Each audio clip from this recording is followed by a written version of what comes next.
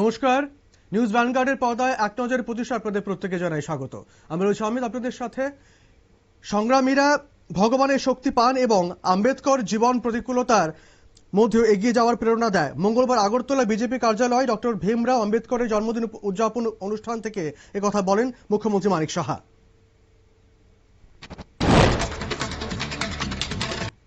আমতলী থানার বারুইপাড়া এলাকাবাসীর চাপে এক উচ্ছৃঙ্খল মহিলাকে আটক করল পুলিশ। অভিযুক্ত কল্যাণী ঘোষের বিরুদ্ধে এলাকায় তাণ্ডব চালানো ও হামলার অভিযোগ রয়েছে। সোমবার তিনি ধারালো দা দিয়ে বাসুদেব দত্তকে আঘাত করে আহত করেন। পুলিশ একটি মামলা নিয়ে অভিযুক্তকে আটক করেছে, অস্ত্র উদ্ধার করেছে। প্রতাপগড়ের ঋষি কলোনিতে ধর্মীয় রীতিনীতি মেনে অনুষ্ঠিত হলো ঐতিহ্যবাহী চড়ক পূজা। চৈত্র সংক্রান্তির দিনে এক মাসব্যাপী ব্রত পালনের পর সন্ন্যাসীরা এই পূজায় অংশ নেন। চড়ক পূজা মূলত শিবের গাজন উৎসবের অংশ হিসেবে পালিত হয়। অনুষ্ঠিত হয় আচার অনুষ্ঠান।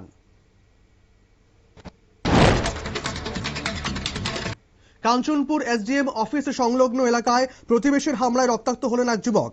আহত মনোজ সাহাকে পরিত্যক্ত গাড়িকে মালিকানা জানতে গেলে অভিযুক্তের হামলার শিকার হন। এই ঘটনায় তার বুকে আঘাত লাগে এবং ঠোঁট ফেটে যায় বলে জানা গেছে। অভিযুক্ত কারণ না ঘটনাস্থল থেকে পালিয়ে গেছে বলে অভিযোগ উঠেছে।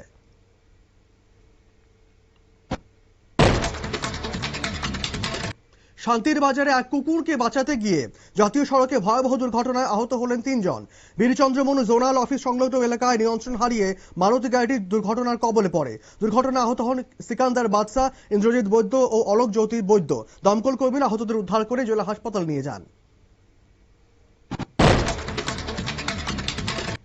উত্তর ত্রিপুরার ধর্মনগর জেলা হাসপাতাল শৌচালয় থেকে এক মহিলা রোগীর মৃতদেহ উদ্ধার ঘিরে চাঞ্চল্য ছড়িয়েছে। মৃতার নাম বাসন্তী রিয়াং। তিনি চিকিৎসাধীন অবস্থায় সোমবার থেকে নিখোঁজ ছিলেন। মঙ্গলবার সকালে হাসপাতালের শৌচালয়ের ভিতরে তার নিথর দেহ উদ্ধার করে পুলিশ। ঘটনায় হাসপাতালের নিরাপত্তা নিয়ে প্রশ্ন উঠেছে।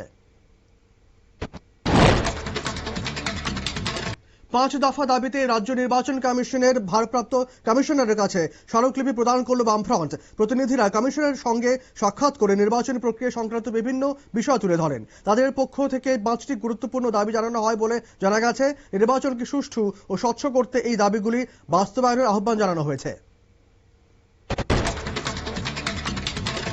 বিশালগড় থানার উত্তর ব্রজপুর এলাকায় চুরির সামগ্রী সহ এক কুখ্যাত চোরকে আটক করা হয়েছে। মঙ্গলবার অর্চনা দেবনাথের বাড়ির মন্দিরে চুরি করে পালানোর সময় স্থানীয়রা তাকে ধরে ফেলে। অভিযুক্তের বিরুদ্ধে এলাকা একাধিক চুরির অভিযোগ রয়েছে বলে জানা যায়। ধৃত চোরকে পরে বিশালগড় থানার পুলিশের হাতে তুলে দেওয়া হয়।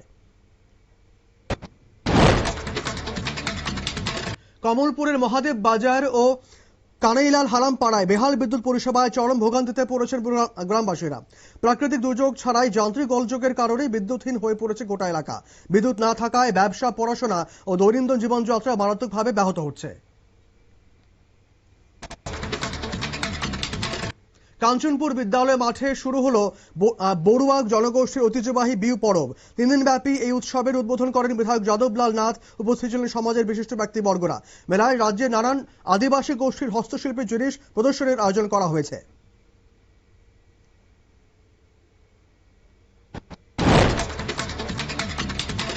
খোয়াই জেলার তুলাশিখর এলাকায় হামলায় আহত বিজেপি কর্মীদের দেখতে আগরতলা জিবি হাসপাতালে পৌঁছান প্রদেশ সাধারণ সম্পাদক বিপিন দেববর্মা।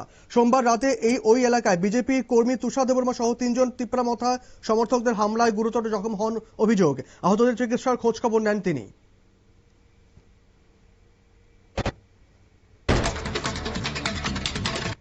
16 এপ্রিল এডিসি নির্বাচনে পুনঃ ভোট করা হবে। কুলাই চাম্পাহাওর কেন্দ্রে 3 ও 17 নম্বর বুথ পুনরায় ভোট গ্রহণ অনুষ্ঠিত হবে। 12 এপ্রিল নির্বাচনে কিছু এলাকায় অশান্তির জেরে নির্বাচন দপ্তর এই সিদ্ধান্ত নিয়েছে। রিটার্নিং অফিসার রিঙ্কু রিয়াং জানিয়েছেন, অভিযোগের ভিত্তিতে তদন্ত করে পুনঃ ভোটের নির্দেশ দেওয়া হয়েছে। সোনামুড়া থানার শ্রীমন্তপুর সীমান্ত সড়ক থেকে পাচারকালে বিপুল পরিমাণ ইয়াবা ট্যাবলেট উদ্ধার হয়েছে। টহলদারির সময় শ্রীমন্তপুর বিওপির জওয়ানরা 50টি প্যাকেট থেকে মোট 10টি ইয়াবা ট্যাবলেট বাজেয়াপ্ত করেন। উদ্ধারকৃত মাদক সামগ্রীর মোট ওজন প্রায় 1 কেজি বলে জানা গেছে। বাজেয়াপ্ত ইয়াবার বাজার মূল্য 5 লক্ষ টাকা। তেলিয়ামুড়ার কল্যাণপুর মহকুমার হুদ্রাই গ্রামের গর্জন গলিতে ধর্মীয় রীতিনীতি মেনে শুরু হলো গড়িয়া পূজা। দীর্ঘ 435 বছরের বিরতির পর জমাতিয়া সমাজের এই ঐতিহ্যবাহী উৎসবের ঐতিহাসিক প্রত্যাবর্তন ঘিরে উৎসব মুখর পরিবেশ সৃষ্টি হয়েছে। রাজ্যের বিভিন্ন প্রান্ত থেকে প্রায় 20,000 ভক্তের উপস্থিতিতে এলাকা ভরে উঠেছে ধর্মীয় আবহে। আগরতলায় যথাযোগ্য মর্যাদায় পালিত হলো ডক্টর বি আর আম্বেদকরের জন্মবার্ষিকী। উজ্জয়ন্ত প্রাসাদ প্রাঙ্গণে অনুষ্ঠিত হয় এই কর্মসূচি। তপশিলি জাতি কল্যাণ দপ্তরের উদ্যোগে আয়োজিত অনুষ্ঠানে উপস্থিত ছিলেন বিভিন্ন বিশিষ্ট ব্যক্তিরা। ডক্টর আম্বেদকরের অবদান স্মরণ করে বক্তারা তার আদর্শ অনুসরণের আহ্বান জানান। তামিলনাড়ু বিধানসভা নির্বাচনকে সামনে রেখে জনমোহিনী ইস্তাহার প্রকাশ করল ভারতীয় জনতা পার্টি। ইস্তেহারে প্রতিশ্রুতি দেওয়া হয়েছে ক্ষমতায় এলে পরিবারের কর্তৃকে মাসে 2,000 টাকা ভাতা দেওয়া হবে। এছাড়াও প্রতিটি পরিবারকে এককালীন 10,000 টাকার আর্থিক সহায়তা দেওয়ার কথা বলা হয়েছে।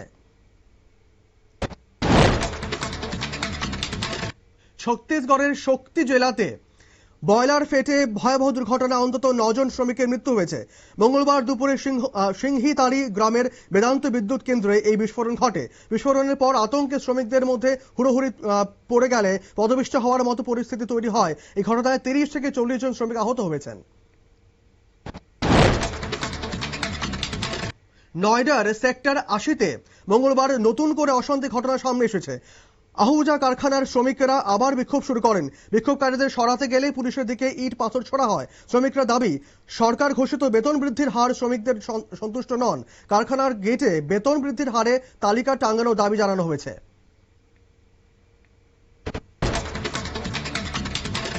ভোট কুশলী সংস্থা ইন্ডিয়ান পলিটিক্যাল অ্যাকশন কমিটির ডিরেক্টর ভিনেশ চান্ডেলকে গ্রেপ্তার করল এনফোর্সমেন্ট ডিরেক্টরেট। মঙ্গলবার দিল্লিতে কয়লা পাচার মামলায় তাকে নিজেদের হেফাজতে নেয় ইডি। চলতি মাসের 2 তারিখ তার বাড়িতে তল্লাশি চালানো হয়। এদিকে আইপ্যাকের প্রতিষ্ঠাতা প্রতীক জৈনের স্ত্রী ও ভাইকেও তলব করেছে ইডি। বিহারের নতুন মুখ্যমন্ত্রী হচ্ছেন সম্রাট চৌধুরী। এর আগে তিনি নীতিশ কুমারের মন্ত্রিসভায় উপমুখ্যমন্ত্রী হিসেবে দায়িত্বে ছিলেন। নীতিশ কুমার ইস্তফার পর নতুন মুখ্যমন্ত্রী নিয়ে জল্পনা চলছিল। শেষ পর্যন্ত সম্রাট চৌধুরীর নামে শিলমোহর পড়ে। ফলে বিহারে প্রথমবারের বিজেপির কেউ মুখ্যমন্ত্রী হচ্ছেন। বুধবার শপথ নেবেন তিনি। ইসরায়েলের সঙ্গে আলোচনায় না বসার জন্য হিজবুল্লাহ লেবানন সরকারের উপর চাপ সৃষ্টি করছে। মার্কিন প্রশাসনের মধ্যস্থতায় ইসরায়েলের সঙ্গে বৈঠকে কোনো সমাধান হবে কিনা তা নিয়ে সংশয় প্রকাশ করেছে হিজবুল্লাহ। যুক্তরাষ্ট্র ও ইরানের মধ্যে যুদ্ধবিরতি চললেও দক্ষিণ লেবাননে হিজবুল্লাহ ও ইসরায়েলের সংঘর্ষ অব্যাহত রয়েছে।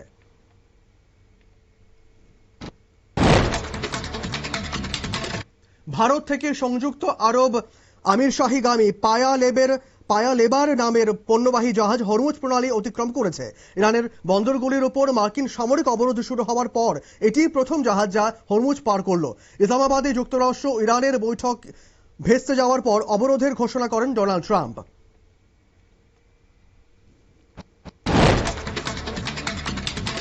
আমেরিকা ও ইরানের মধ্যে দ্বিতীয় দফার বৈঠক আয়োজনের আগ্রহ দেখালো পাকিস্তান। ইসলামাবাদে এই বৈঠক আয়োজন করতে চায় পাকিস্তান সরকার। ইতিমধ্যে এই বিষয়ে প্রস্তাবও দেওয়া হয়েছে। তবে যুক্তরাষ্ট্র ও ইরান এখনো পর্যন্ত চূড়ান্ত সিদ্ধান্ত জানায়নি। ফলে বৈঠকের স্থান ও সময়সূচি নিয়ে অনিশ্চয়তা বজায় রয়েছে। ইসরায়েলের সঙ্গে প্রতিরক্ষা চুক্তি স্থগিত করল ইটালি সরকার। পশ্চিম এশিয়ার বর্তমান পরিস্থিতির কারণে এই সিদ্ধান্ত নেওয়া হয়েছে বলে জানান প্রধানমন্ত্রী জর্জিয়া মেলোনি। চুক্তির আওতায় দুই দেশের মধ্যে সামরিক সরঞ্জাম ও প্রযুক্তি বিনিময় হতো।